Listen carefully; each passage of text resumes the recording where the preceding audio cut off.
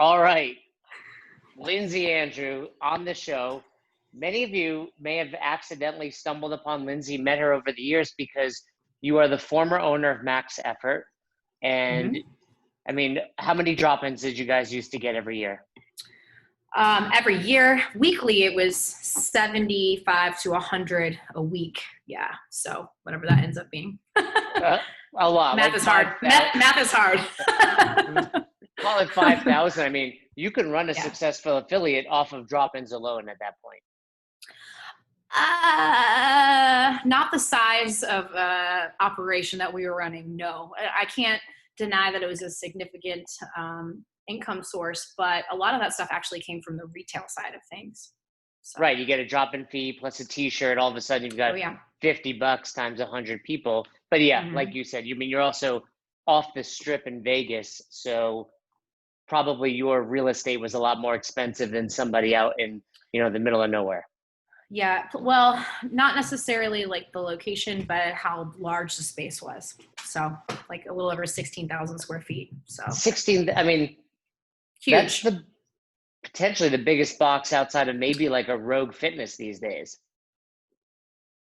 It was a little bit larger, I believe. It's either the same size or a little bit larger than CrossFit Mayhem, their current location. Right, and you've been there a few times. I've been there. I mean, they have a turf field for sled. We had a turf room. Yeah. I missed that. So, I think is it known your next step in life with Fern? No, but that's okay. We don't have to. It's okay. No, it's totally okay because it's going to come out soon anyway, like in a couple weeks. So we can broadcast it now. Let's do it. That's official. We have a lot of stuff that's private. So I just between the two of us. But anyway, no, it's good. Okay. So breaking news. And the reason I was going to say it is just because we're going to have you on a lot more now that you're going to be at CrossFit Rife with Fern. Yeah. So Lindsay's relocating. And point being, I want to save a whole discussion on what it's like to run Max Effort, what it was like to work with your ex-husband, what it's like to get so many drop-ins. Those are all interesting topics alone. So point is, you're going to be on the show a lot more, but this specific show, I wanted to talk about, one, working seminars during the pandemic, because you've been at the forefront of that. Every time I check your Instagram, you're wearing the red shirt with somebody. Secondly, you worked, and tell me what you guys called this past weekend. So this is the scholarship program. Essentially, that's really what it's being called, where we're serving the underserved populations. I think that's the official title, the CrossFit Scholarship Program. Yeah. So that alone is also interesting, but then throw on top of that the fact that our boss, Dave, or I should say the Dave Castro, was, I see the picture that you reposted and he's standing there in a red shirt. Yeah. And I was like, what is happening? So go ahead. I talked to him before the seminar and he's like, I'm going to wear the red shirt. I'm going to teach. And I was like, wait a second. Do you remember the points of performance for an air squat? Just kidding. Of course he does. But it was funny. And it was really cool to have him in that role again, actually, because I've only known him since he's been off of the road. I mean, I've known him for a long time, but he's been off the road for a decade. So I read his post and he alluded to that, and Dave probably better than many people. You help him out during the games, So let me ask you, and I don't want this to become about Dave, but he gets a really bad reputation, and I'm not even talking about the recent stuff. I'm just talking about as kind of the character of Dave. Can you tell people, because I've said it myself, like what type of person he is? Yeah. He has a games persona. Like that's, there's always a villain, there's that guy. But Dave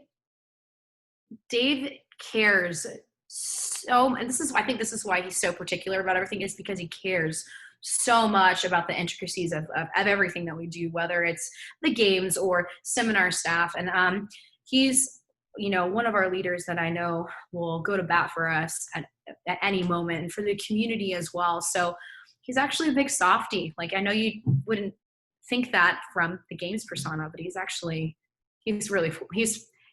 he had a lot of fun this weekend. It was a lot of fun to work with him. He's a great guy. Yeah.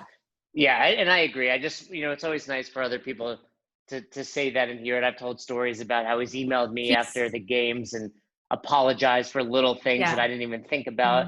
And recently, just in the support I've given him, like getting responses from him and saying how much it means to him, like you don't see that side of him. So let's talk firstly about working seminars right now. How many have you worked, would you say, since the shutdown, say mid-March? Yeah, so I worked the very last gig right before we stopped doing gigs, and that was a level 2 in Cookeville. And then I think I worked the first weekend back, and that was at the end of May. That was in Tampa. And then I've worked 2 others since then. So I had, is that right? Yeah, Tampa. Or was I? I'm blacking out. What happened? But you worked at Miami.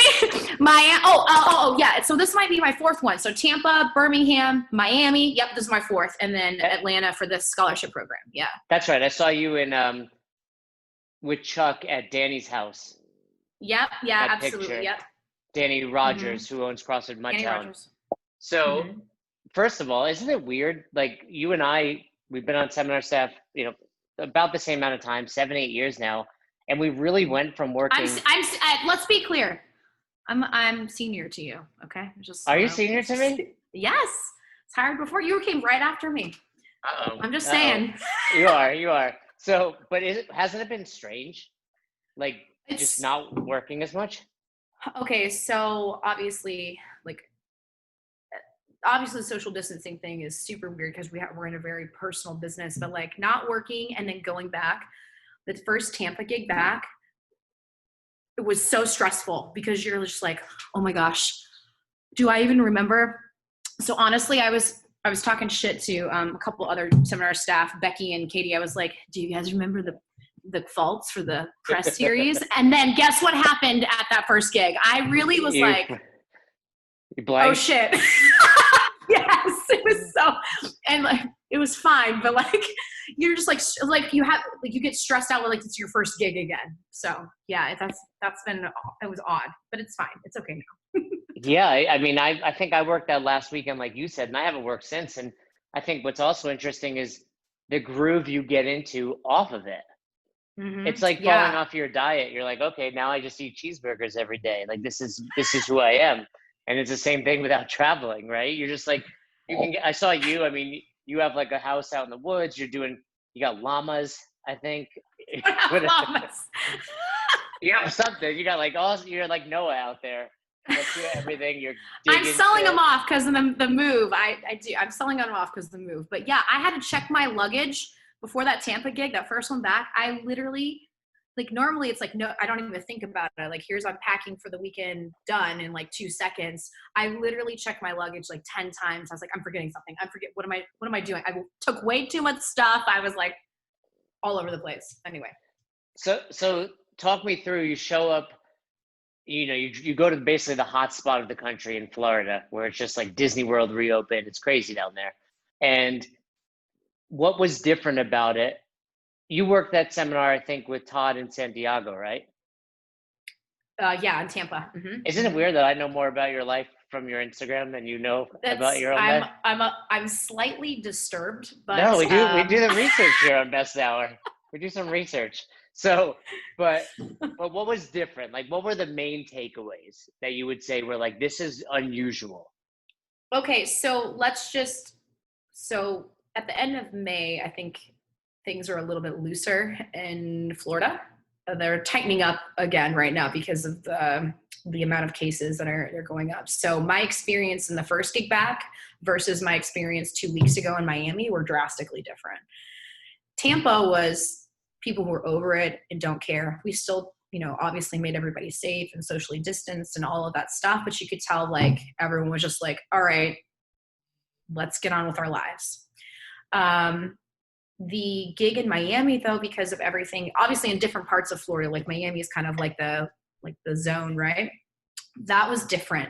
People are still over it, but there was a lot more, like, I think like anxiety, we had like black gloves, you know, looking like Dexter. Oh, you were wearing... People wanted those things. I did not. Denise did a little bit. We offered gloves, but people just, you know, it was a lot more serious, I think, than, you know, obviously still did all the same precautions, but it was weird. You know, you have to wear your mask and you're trying to teach. And I don't think you realize like how much you use people's mouth to see what they're saying and to communicate. So, you know, everything's muffled. You can't like high five and chest bump and like, maybe not chest bump, but you can't like high five and fist bump and all you're similar to me. We're very hands-on. You're very tactile. You know, you get up when you're not touching someone, you're close. You like to, you know, get in their space. So that sounded weird. If you're not touching someone, you're close. That's you're close. You're a close talker. You're a close talker. Was there a moment when you were there that you realized, oh shit, I can't do that? Oh, all the time. You're like, you go in for like either a tactile cue or you go in for like a high five, or a handshake is usually the very first start of the day one. Like when you're doing registration and you're welcoming people, it's so weird. I'm so accustomed to breaking the ice in that way and doing a handshake for everybody. And then you're not even, it's weird. Yeah. It's awkward. Personally, I've never been a fan of handshakes. I'm glad they're gone. But how was our mutual friend Todd? Todd is like me. We're very OCD. At the end of the day, we wash our hands because we've, you know, especially day 2 when everyone's leaving. Was he even more OCD? So it's funny because, like, you know, we've had conversations and we make fun of Todd because he won't touch hotel remotes. He'll like use a sleeve or anything like that. He was not worse. So I was happy about that. I was like, you're not as freaked out as I thought you were going to be. But yeah, he was normal. Just his normal weird self. No, I'm just kidding. Exactly. So, all right. So you're getting into the swing of working again. Things are obviously a little different. Yeah. At what point, so I want to have 2 kind of learning points for you. 1, when did you realize you're working the scholarship seminar? And 2, when did you realize it was going to be with Dave Castro? Yeah, so I actually, as soon as that, I had been talking to Chuck about it, Chuck Carswell. He was like, hey, we're going to be doing this thing, and this is what's happening. And I told him immediately that I wanted to be involved with that. Just a little bit of my background. I had some juvenile delinquent days. I know you can imagine that. Now you have adult delinquent days. With far less consequences now that I'm an adult. So I just not as intense. But I wanted to be a part of that. And then I actually emailed Joe Alexander. I was already on a gig that weekend, and they said that no at first, but then they switched me. So yeah. And then Dave, I think Chuck mentioned that Dave was going to be there. So of course I sent a message. I was like, what is this I hear? You're going to be in Atlanta. So yeah, that's how that went down. So I didn't know if I was going to be able to get on it or not because I was already staffed for level 2 that weekend, but they switched it and made it happen. So thanks. And I saw Dave in that red shirt. He looked pretty solid. He looked like he's staying pretty fit, right? Yeah, yoked. He's like, I got to stand with my hands behind my back more often. Yeah, I was like, that's what, at first I was like, that looks like Dave, but it's not. Yeah. And then I realized, because I was seeing it on your Instagram, I was like, wait, no, Lindsay shared that. That was Dave's.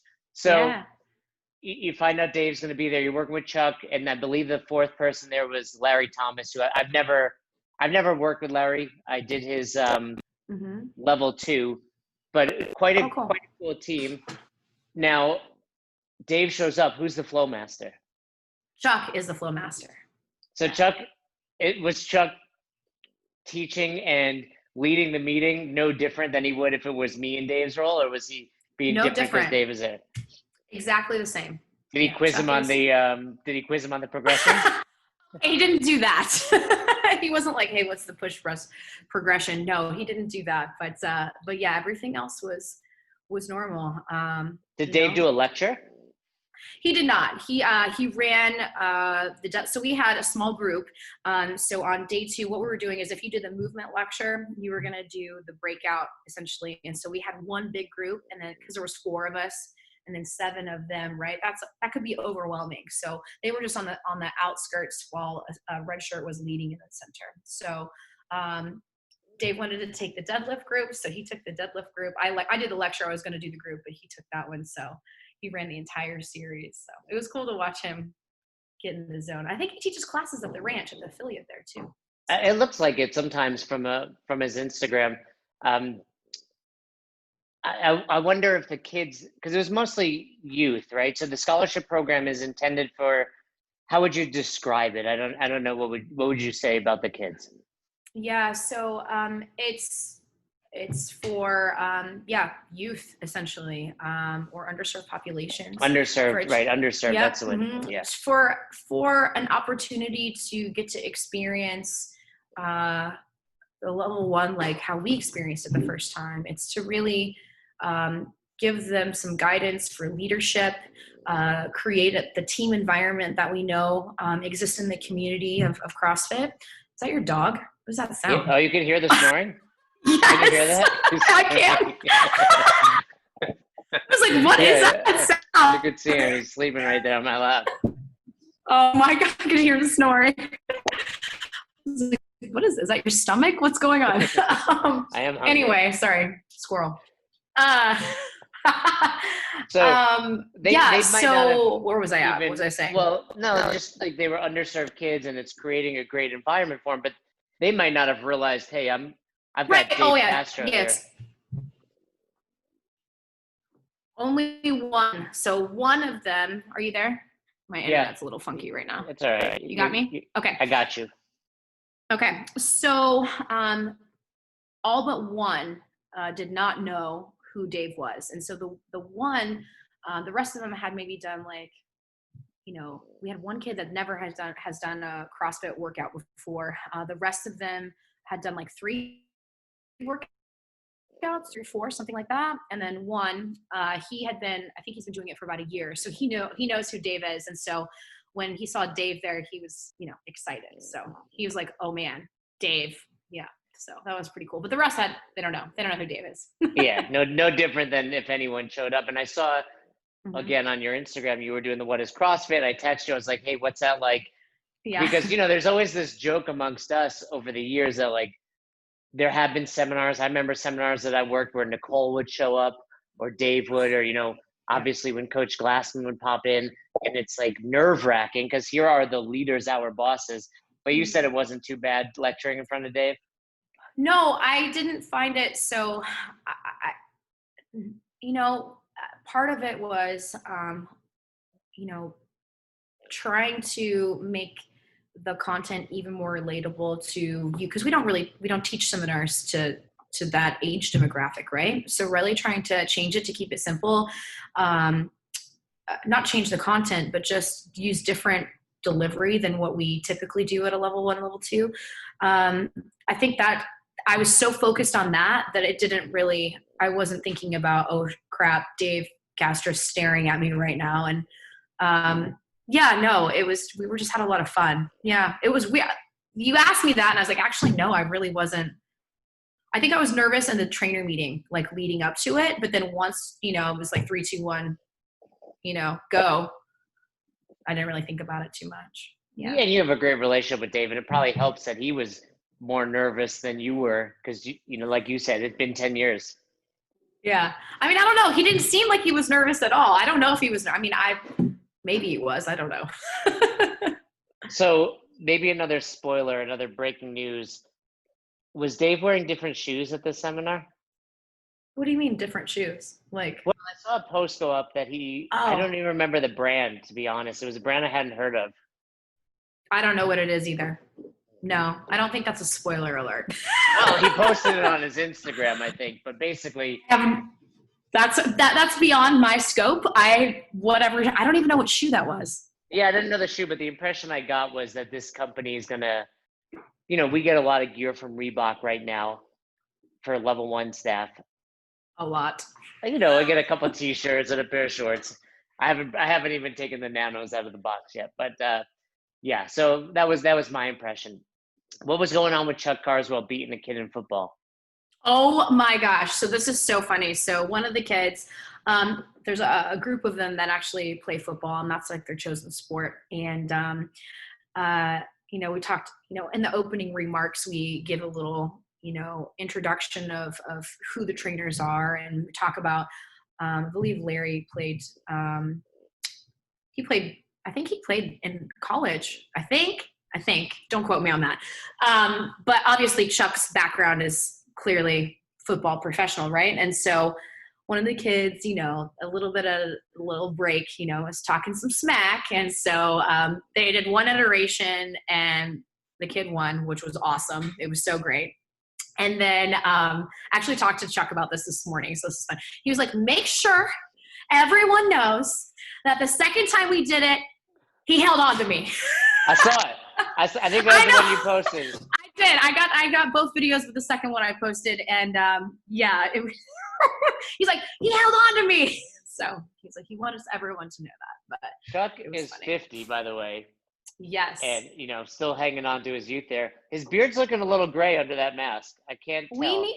Listen, that I told him, I was like, you can't wear that blue mask. You got to wear the black one, because it was like looking awkward above his beard. He's got to cut that thing down a little bit. But I wish you would have seen was they did a 500 meter time trial, and Chuck did it with them. He he went for it. It was really cool to see. He needed a moment though before he could talk again. You gotta be awesome. Careful. It was so great. The hospitals are busy enough. We don't need to send Chuck there after a 500 meter run. It was fantastic, but it was cool for him to do it with the squad. Yeah. So speaking on that, tell me some of the ways that you guys were able to connect with such a different audience. Was it changing up the workouts like that because they needed like that almost ass kicking of a feeling to feel that? And throughout the lectures, how else did you connect with them? Yeah. So just with any lecture that we give and we're delivering the content, we try to make it relative to the audience. And I think that's the key of a good public speaker. You're trying to connect. So personally, what I did was I tried to remember things from like the CrossFit Kids course. And I tried to relate it to things that are in their life. So like in the programming lecture, when we talk about the elements that are in a class structure, I ask them what they do in their practices. Do they just show up and they start doing drills? What do you do first? And they're like, oh, well, we move around. Great. That's a warm up. Now, do you do specific stuff to football or just like general things where you're running around? Okay, cool. That's a general warm up. And then the specific stuff happens. You get the idea. And then whatever their workout is. And then what do you do at the end? Well, at the end we talk. Hey, that could be part of a cool down because you're bringing yourself down to homeostasis there. So just trying to relate it to things that are relative in their life. This is a cool thing Chuck did in the nutrition lecture. So one of the members of that gym at CrossFit Downtown Atlanta, one of Mike's members there, he provided the meals every single day. And it's healthy food. So things that we are accustomed to eating, right? So there were potato chips in this thing, but it was made from like real potatoes. So Chuck, it was cool in the nutritional lecture, we talk about a sliding scale. So what is more optimal? What is less optimal? Hey, what do these potatoes taste like? Or potato chips doesn't taste like the ones that you get at home, the ones that are extra tasty, right? Sliding scale. So I thought it was good because we're just relating it back to the things that are happening for them. And that's really was the overall thing. Now, as far as like the breakout groups, stealing things from the CrossFit Kids seminar, like doing everything with them, tons of visual cues for them is really important. But they've only had a handful of classes besides one kid, and so just kind of pulling from resources from over the years of how to kind of navigate that population and demographic. So yeah, it was cool. It was really cool. It was challenging, but really rewarding. Put yourself in those shoes. Lindsay at 16 years old, 17 years old. What type of impact do you think that would have had? Oh Lord. Could that have been like the scared straight, type of thing in your life? Could it have taken you? Would it have made an impact? Like, what would it have done for you? Not scared straight. That's that's not the type of environment we're trying to create. Here's how I view it. When I was that age and I was going through, my little delinquency phase, there was structure that was provided for me at certain points. And that is when I thrived. When I had leadership and adults that cared about me and structure, all of those things combined, that is when I did well. And so I think that is a big takeaway from for them for the weekend. I was thinking about that actually yesterday, and hopefully that provides like a safe environment for them to be able to thrive or learn about whatever they need to learn about. So the community aspect is huge. So yeah, I think that's the big takeaway there. That would have helped me. The leadership, having adults that I trust. Structure. So, a typical seminar, you leave on a Sunday, and obviously you drove home probably a few hours. You stopped at that restaurant that you like to frequent over there, I bet, on the way home. But, a given Sunday after a long level one, we're exhausted energy-wise, we're physically drained. How was this different?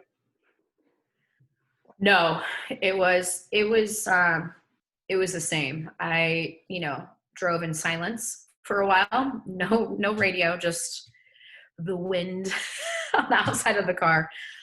Silence for a while. And really just kind of thinking back to like what something like, just like how you just asked, like how something like this would have potentially impacted my life.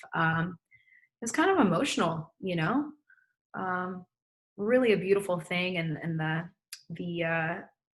the gentleman who's kind of like heading up this program at the Atlanta Leadership Club, John, you can tell that he is just his passion and his care. Really, you can feel it, right? One of the kids who wasn't able to attend the seminar, he actually he got shot. Not in anything. He was sitting in his house playing video games, and this happened. So he wasn't able to come to the seminar. Clearly, he had just he just got out of a coma, and so they FaceTime. I think his mom or something like that FaceTime. And John, you visibly like emotional, like to see him, and all the kids there were so excited to see him and say hi, and so it was a little emotional, and wonderful. So yeah, no different. Exhausted. Yeah, sometimes those smaller seminars, you feel like you're giving even more energy than the bigger ones. And I'm sure based on the circumstances here, you really gave it your all. So last question would be, now that you've been a part of this and more boxes are hopefully listening to this or already considering it and maybe want to do something like this just from a membership perspective, like give out some memberships or, welcome some people in, what would be some pieces of advice you would have on that? Oh man. I think there's more demographic that affiliate can give to the community too. It doesn't always have to be like a youth program. It could be a women's or men's shelter or something like that. I've always wanted to do some work with like battered women and women's shelters in that way, because we know like what this will do in between the ears. And I think that's an incredibly valuable, maybe one of the most important pieces to this program. That kind of stuff. I think you can offer those types of classes. Maybe it's like a handful, maybe it's only 2 times a week or something like that, but maybe reach out to those types of places. The affiliates know the value. We know what happens inside of the gym. And I think if you just reach out, I think it'd be very easy to include those types of populations in the gym and do some good in the community. Yeah. Other than that, we just do what we do, right? Care. That's what you got to do. And people already do that in affiliates. So yeah, that's really, just reach out. I think that's if people want to do that. I agree. Just get started, reach out to something. You probably have a member of your box already that's connected somewhere, whether it's they work somewhere, they know someone, they've been involved in the past. So, a lot of people were talking a month ago, 2 months ago about, that CrossFit needs to do something. Well, the community as a whole needs to do something, and they need to be a part of it. All right. Actually, one more question before we wrap up. You said you're leaving for Ferns. Let me ask you this before you go. We can revisit it when you come back. What's one thing you're really excited about going to CrossFit Rife, working with, our mutual friend, working for him, and then what's one thing you're really nervous about? So there's two things that I'm really looking forward to. Number one is the community that they have built there. Okay. And that comes from leadership, as we know, leadership down. So what he's created there, I'm excited to be a part of. Number two, to be able to work with a team.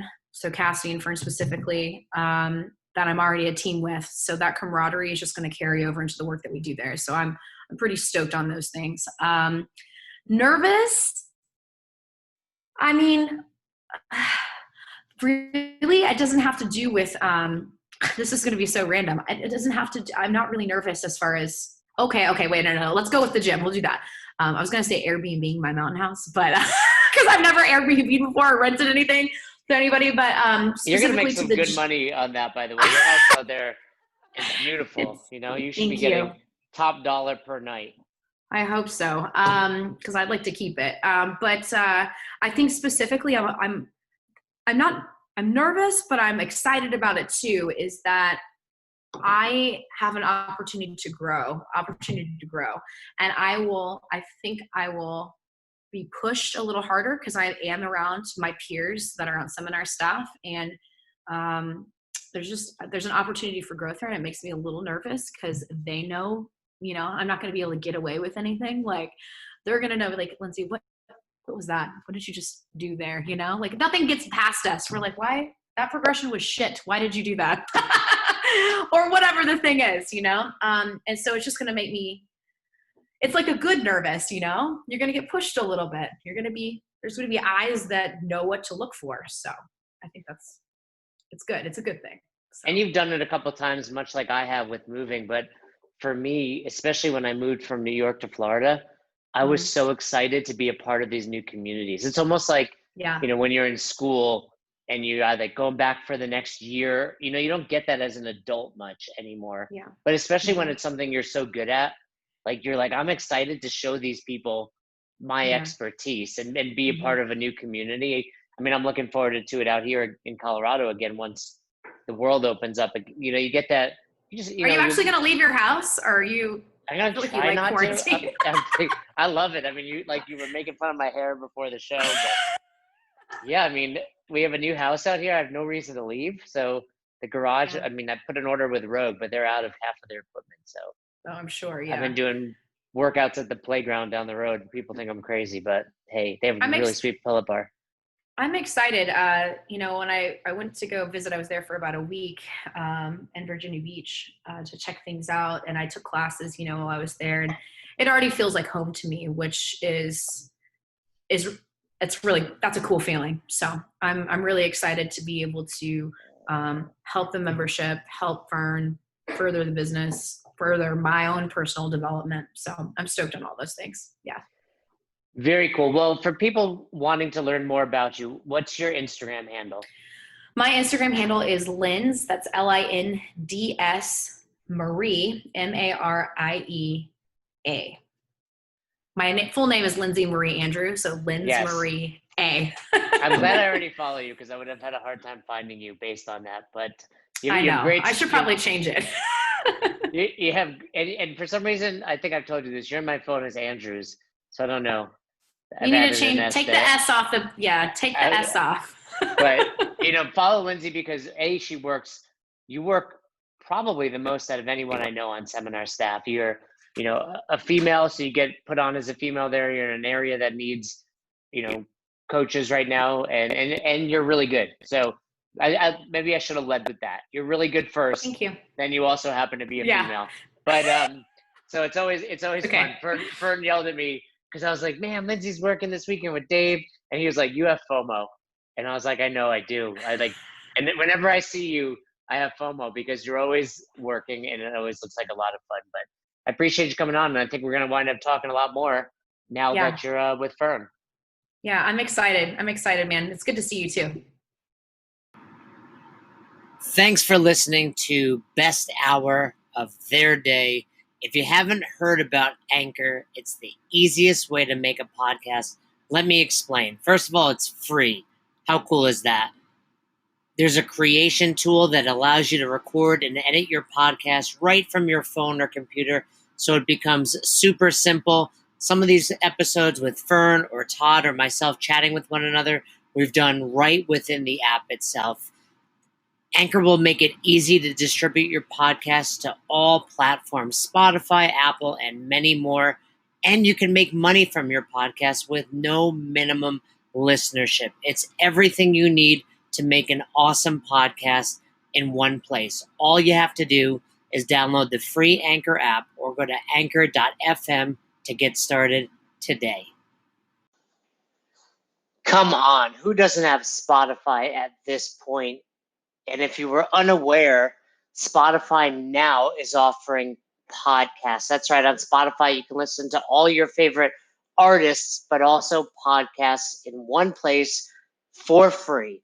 Spotify has a huge catalog of podcasts on every topic, including the one you're listening to right now, Best Hour of Their Day. On Spotify, you can follow your favorite podcasts so you never miss an episode.